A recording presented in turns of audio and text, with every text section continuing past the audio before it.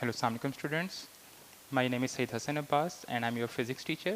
अच्छा स्टूडेंट्स, मैं आपको सेकेंड ईयर की आपको फिज़िक्स जो है वो मैं डिस्कस करा रहा हूँ और जो चैप्टर हम डिस्कस कर रहे हैं वो है चैप्टर नंबर 11 और टॉपिक जो उसमें हम डिस्कस कर रहे हैं वो है गॉस लॉ। अच्छा स्टूडेंट्स, जो लास्ट टाइम हम टॉपिक डिस्कस कर रहे थे वो गॉस लॉ डिस्कस कर रहे थे और मैंने आपको ये बताया था कि आज हम जो स्टार्ट करेंगे वो गॉस लॉ की प्रैक्टिकल एप्लीकेशन से स्टार्ट करेंगे। कि एप्लीकेशन से मतलब कि गॉस लॉ हमने जब टॉपिक स्टार्ट किया था तो हमने चीज़ डिस्कस की थी कि असल में इलेक्ट्रिक फील्ड निकालने का एक तरीका कूलम्स लॉ भी है। कूलम्स लॉ से भी हम इलेक्ट्रिक फील्ड निकाल सकते हैं, लेकिन कूलम्स लॉ को यूज़ करके इलेक्ट्रिक फील्ड जो है वो काफ़ी कॉम्प्लेक्स हो जाएगी अगर मल्टीपल चार्जेस हों।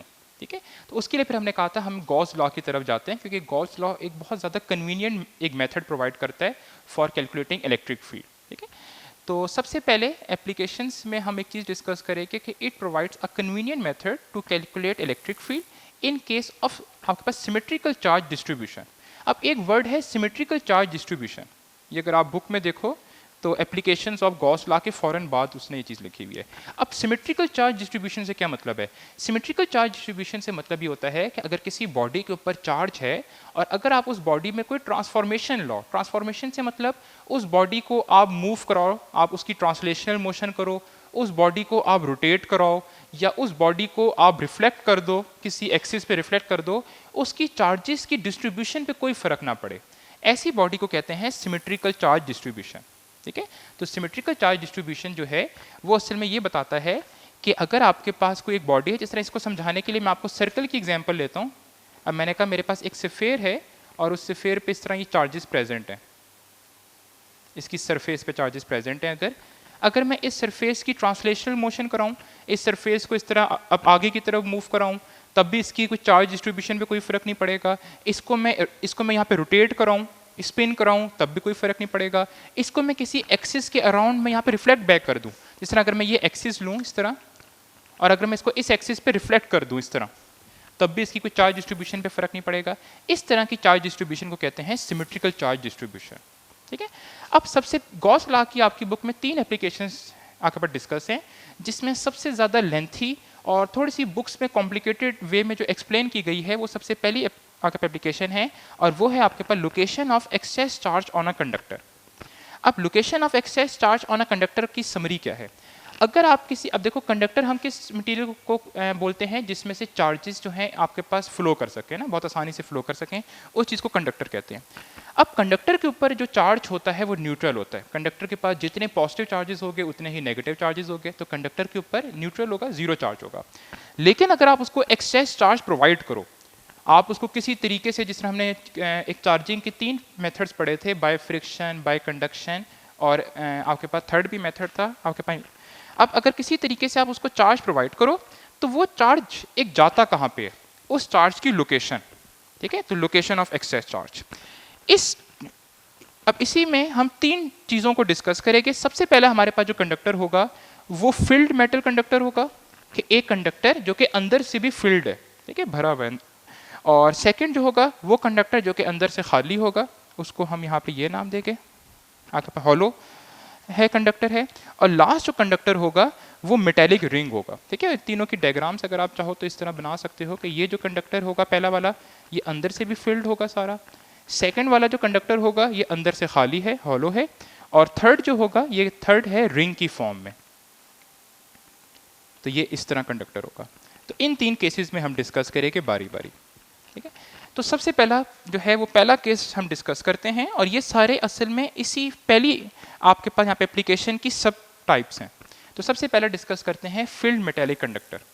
ठीक है, तो इसमें एक ऐसा कंडक्टर आपको मिलेगा जो कि अंदर से भी फील्ड होगा और कोई सा भी मेटल हो सकता है, और तमाम मेटल्स जो होते हैं वो कंडक्टर्स होते हैं, आपको पता है। इस टॉपिक में से 2 तरह की चीज़ें आपसे पूछी जा सकती हैं।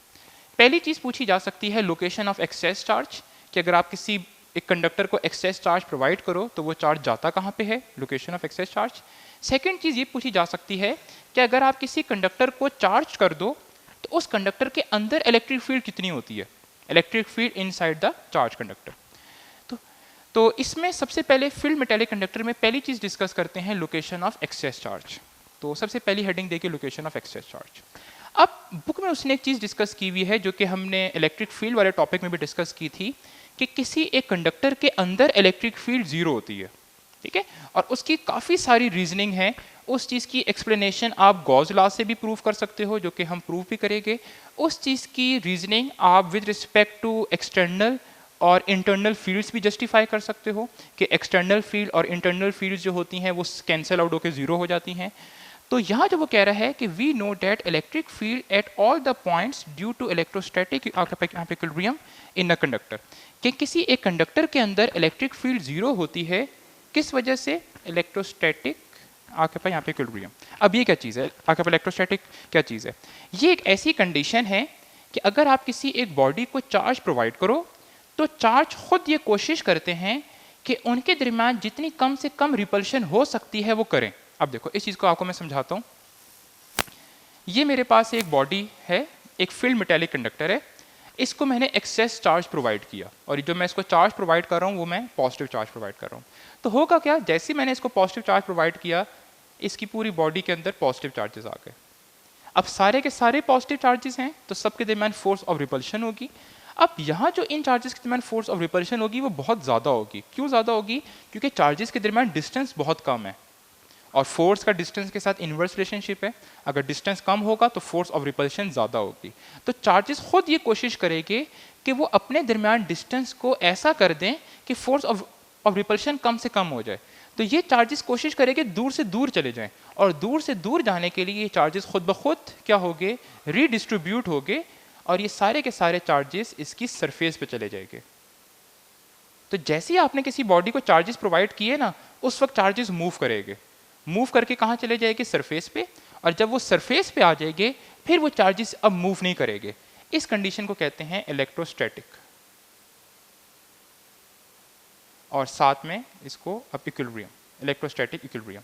तो इलेक्ट्रोस्टैटिक इक्विलिब्रियम एक ऐसी कंडीशन है जिसमें चार्जेस इटसेल्फ ऐसा डिस्टेंस मेंटेन करते हैं कि फोर्स ऑफ रिपल्शन जो है वो मिनिमम हो जाए। तो ये इसकी डेफिनेशन है कि इट इज़ द, आपके पास ये अब ऐसी कंडीशन है in which the excess charge has आपके पास distance itself so as to आपके पास reduce the amount of total force, कि ऐसा डिस्टेंस कर लें कि टोटल फोर्स कम से कम हो जाए। ठीक है, अच्छा, तो इस वजह से इलेक्ट्रिक फील्ड अंदर जीरो होती है। इस चीज़ को हम प्रूफ भी करेंगे। अब हमने असल में ये तो मैंने भी आपको एक चीज़ बता दी कि ये चार्जेस खुद ब खुद ऐसा डिस्टेंस करेंगे कि वो कॉर्नर्स पे चले जाएं। इसको हम प्रूफ भी कर सकते हैं। हमने ये कहा कि किसी एक आपके पास मेटेलिक कंडक्टर के अंदर इलेक्ट्रिक फील्ड जीरो होती है।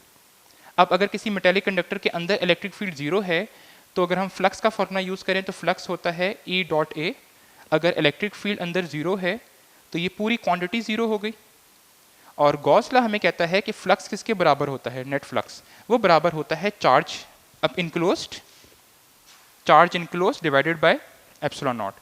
तो अभी हमने ये कहा कि हमारे पास जो बाय डेफिनेशन जो टोटल फ्लक्स आया वो जीरो आया, तो मैंने इस इक्वेशन में जीरो पुट कर दिया तो ये चीज़ आ गई। अब आप एक चीज़ नोटिस करो, इस पूरी क्वांटिटी को सॉल्व करके आंसर जीरो आ रहा है।